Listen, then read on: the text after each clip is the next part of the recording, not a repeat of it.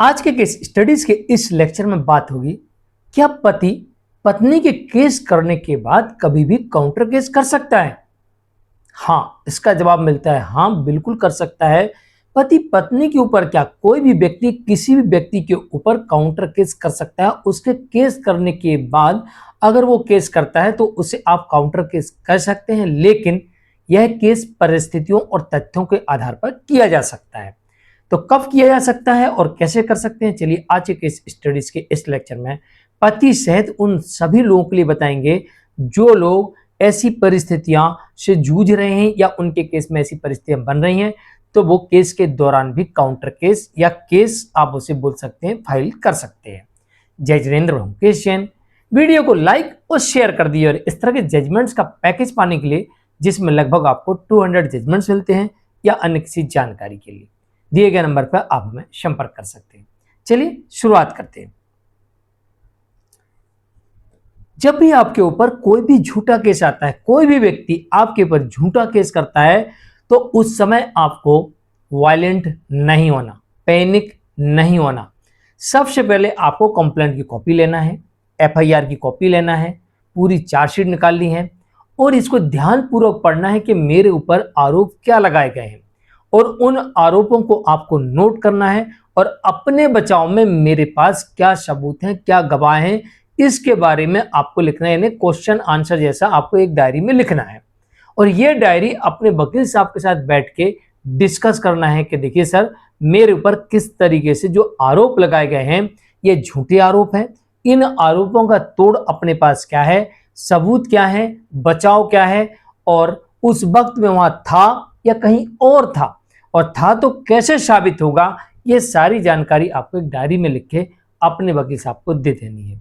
तो पहला तो ये आपका एक प्रकार से आपका काउंटर बचाव हो गया कि आप उसमें अपना काउंटर कैसे कर पा रहे हैं। तो पहले तो आपका बचाव हो गया कि आपने लगाए गए आरोपों को पढ़ा और अब अपने पास क्या सबूत है, कैसे बचाव कर सकते हैं उसका, वो आपने लिखा। अब इसके बाद आपको इसमें अपने बचाव में सबूतों के साथ उस केस में री इन्वेस्टिगेशन के लिए आवेदन कर सकते हैं, डिस्चार्ज के लिए आवेदन कर सकते हैं, रिवीजन के लिए आवेदन कर सकते हैं और साथ ही क्वेश्चन के लिए भी आवेदन कर सकते हैं। तो आप इस तरीके से आवेदन प्रस्तुत करके और आप इस केस को झूठा साबित करने में प्रयास कर सकते हैं।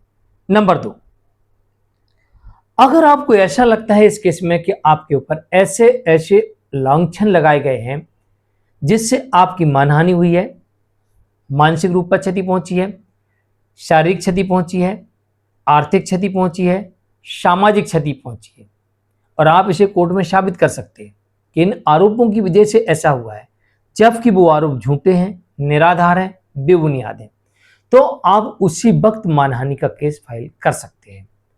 लेकिन आपको साबित करना पड़ेगा कि आरोप झूठे हैं, बेबुनियाद हैं और इन आरोपों की वजह से मुझे क्षति हुई है, तो आप उस वक्त मानहानि का केस भी कर सकते हैं। इसी प्रकार से अगर पत्नी ने जो केस किया है और उसमें दहेज देने के आरोप लगे हैं और दहेज देने के सबूत हैं, तो आप पत्नी के परिवार के लोगों के ऊपर दहेज देने के आरोप में केस फाइल कर सकते हैं। और कई बार ऐसा देखा जाता है केस के दौरान पत्नी स्वयं या अपने परिवार को लेकर ससुराल पहुंचती है, ससुराल वाले कहते हैं कि हमारा केस चल रहा है, हम आपको घर के अंदर नहीं आने देंगे। पत्नी कहती है मेरा घर है, मैं घुसूंगी, और जबरन घुसती है। उसके परिवार के लोग जो होते हैं, जो साथ में होते हैं, वो जबरदस्ती करते हैं, दरवाजा तोड़ते हैं, मारते हैं, पीटते हैं, गाली गलौज करते हैं, लड़ाई झगड़ा होता है, कहा सुनी होती है, विवाद होता है और जबरन घर में घुसते हैं।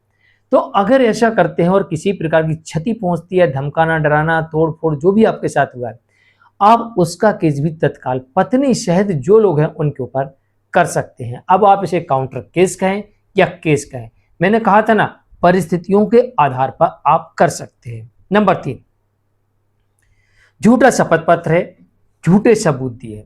अगर आपके केस में किसी के द्वारा लगाया गया वो केस, झूठी गवाही देना, झूठे सबूत देना और झूठा शपथ पत्र देना, ये अपराध है।